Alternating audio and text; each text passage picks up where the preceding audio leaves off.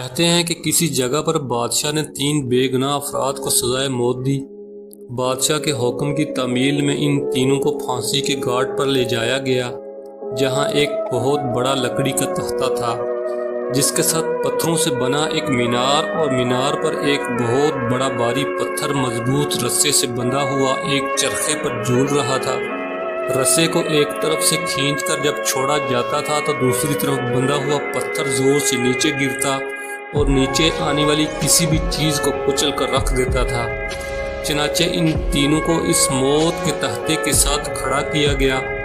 پہلے شخص کو اس تختے پر عین پتھر گرنے کے مقام پر لٹایا گیا اور اس کی آخری خواہش پوچھی گئی تو وہ کہنے لگا، میرا اللہ تعالیٰ پر پختہ یقین ہے، وہی موت دے گا اور زندگی بخشے گا، بس اس کے سوا کچھ نہیں کہنا۔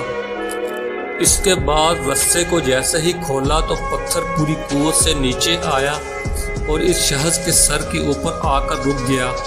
یہ دیکھ کر سب حیران رہ گئے اور پختہ یقین کی وجہ سے اس کی جان بچ گئی اور رسا واپس کھینچ لیا گیا۔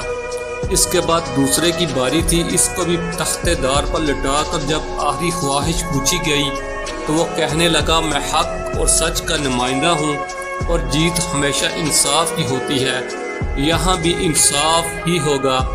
اس کے بعد رسے کو دوبارہ کھولا گیا، پتھر پوری قوت سے نیچے آیا اور اس بار بھی اس دوسرے شخص کے سر پر پہنچ کر رک گیا۔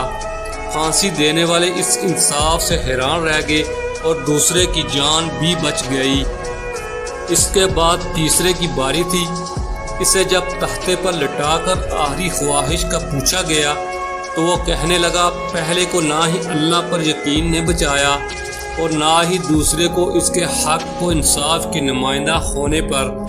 دراصل میں نے غور سے دیکھا ہے کہ رسے پر ایک جگہ گانٹھ ہے جو چرخی کے اوپر گھومنے میں رکاوٹ کی وجہ بنتی ہے، جس سے رسا پورا کھلتا نہیں اور پتھر پورا نیچے نہیں گرتا۔ تیسرے کی بات سن کر سب نے رسے کو بغور دیکھا تو وہاں واقعی گانٹھ لگی تھی۔ انہوں نے جب وہ گانٹھ کھول کر رسا آزاد کیا تو پتھر پوری قوت سے نیچے گرا اور اس تیسرے کا سر کچل کر رکھ دیا۔ اس حکایت کا نتیجہ یہی نکلتا ہے کہ بعض اوقات بہت کچھ جانتے ہوئے بھی اپنا منہ بند رکھنا چاہیے۔